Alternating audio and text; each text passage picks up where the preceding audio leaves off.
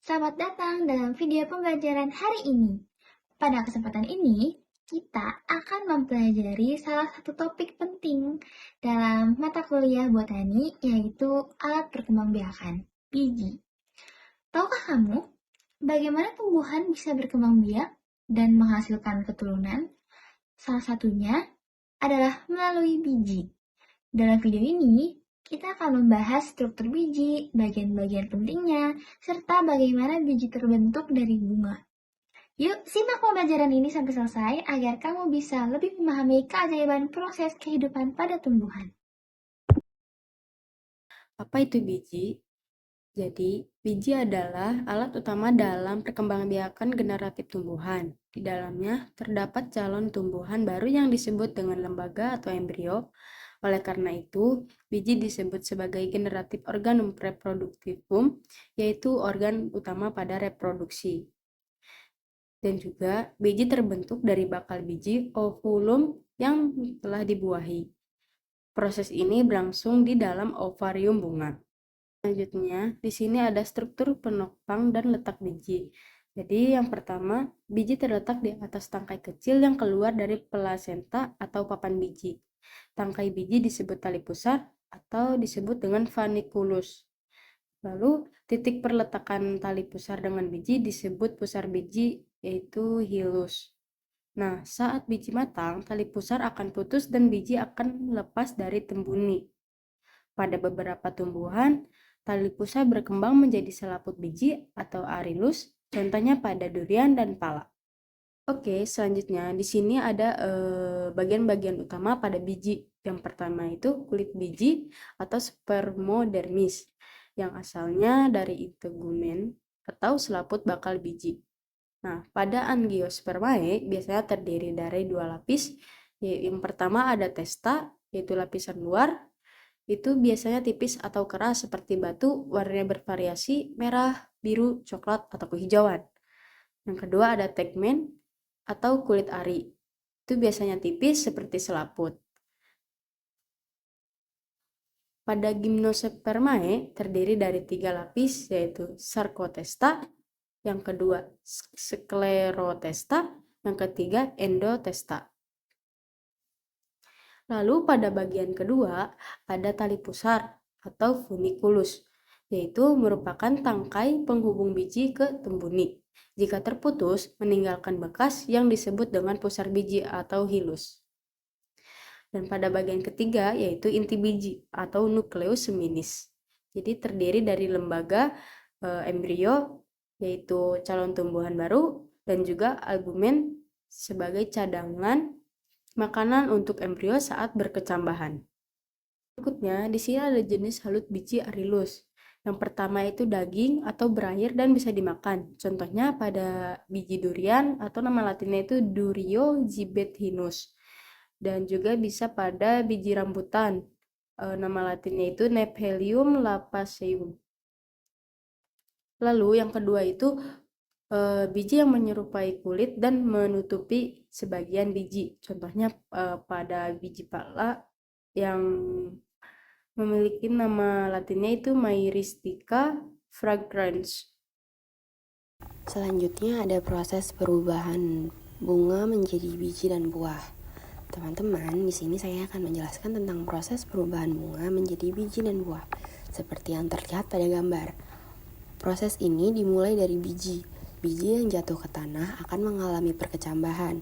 Pada tahap ini, biji menyerap air, selanjutnya kulit biji pecah, lalu akar mulai tumbuh ke bawah dan tunas tumbuh ke atas.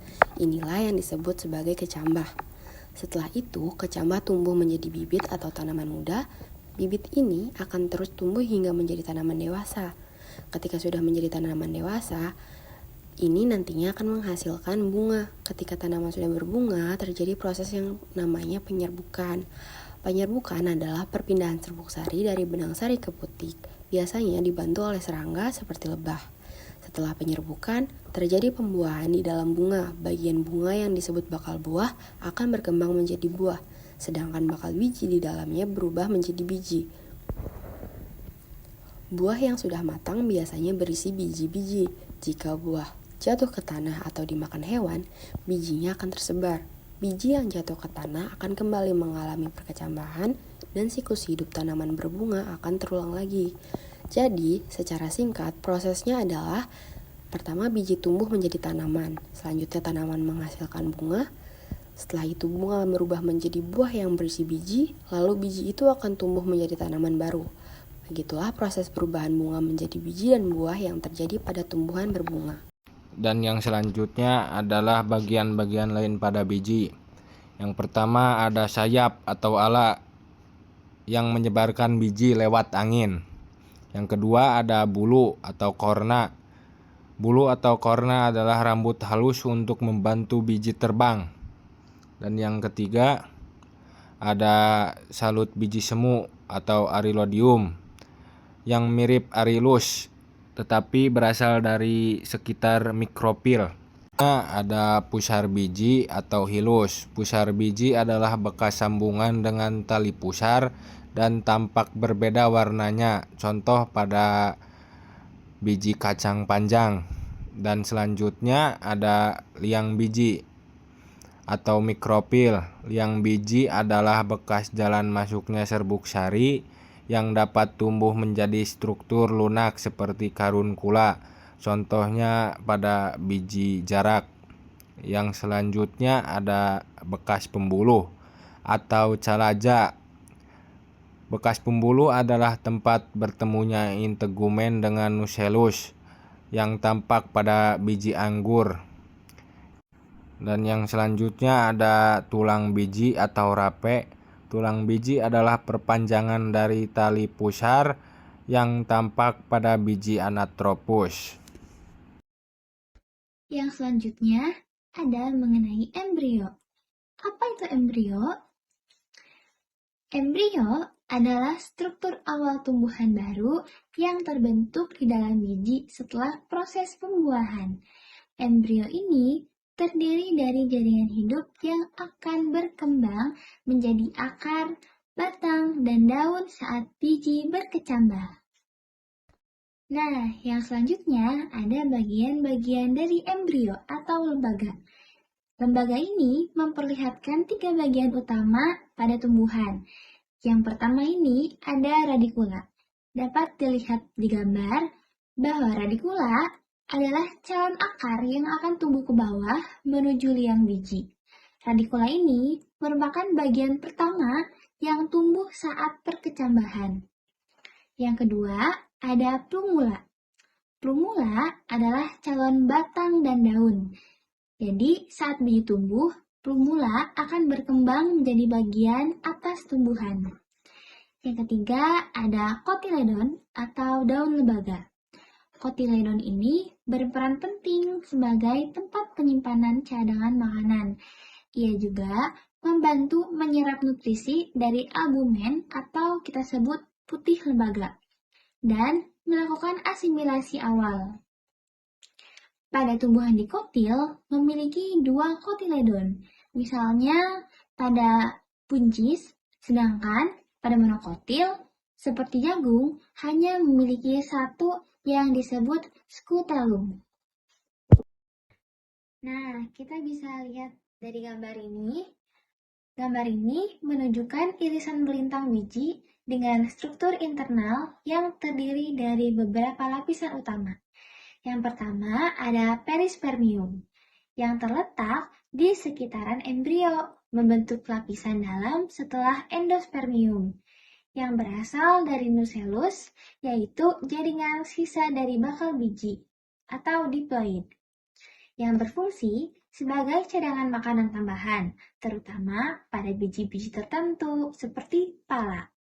Ciri-cirinya tersusun rapat dan terlihat sebagai jaringan padat di antara embrio dan endospermium. Yang kedua, ada endospermium. Endospermium ini terletak di antara perispermium dan seed coat atau kulit biji yang berasal dari hasil pembuahan ganda, bersifat triploid. Fungsinya sebagai cadangan makanan utama untuk mendukung pertumbuhan embrio selama perkecambahan. Ciri-cirinya tampak seperti lapisan yang mengisi ruang antara embrio dan luar biji.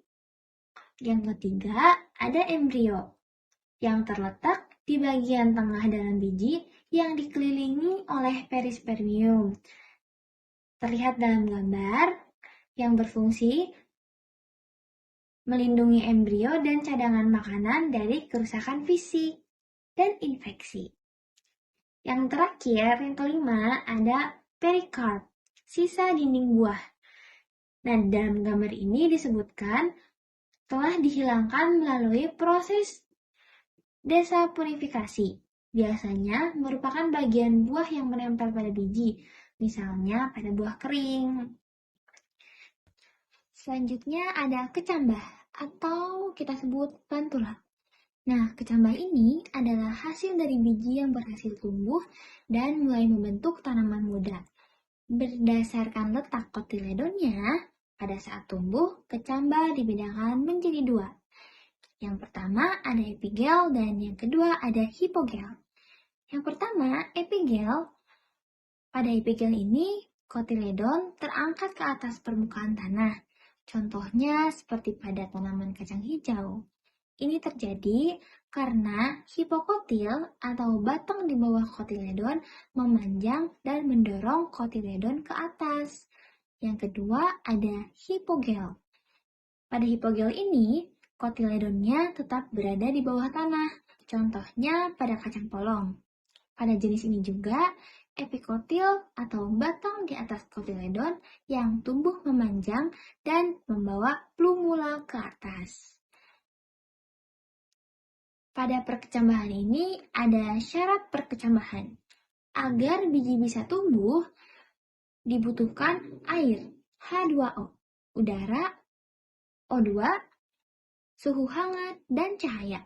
Jika tidak terpenuhi, biji akan mengalami dormansi atau tidak tumbuh sama sekali. Terima kasih sudah menyimak sampai akhir ya. Jangan lupa catat yang penting, tanya kalau belum paham, tetap jadi pelajar yang penasaran dan penuh semangat.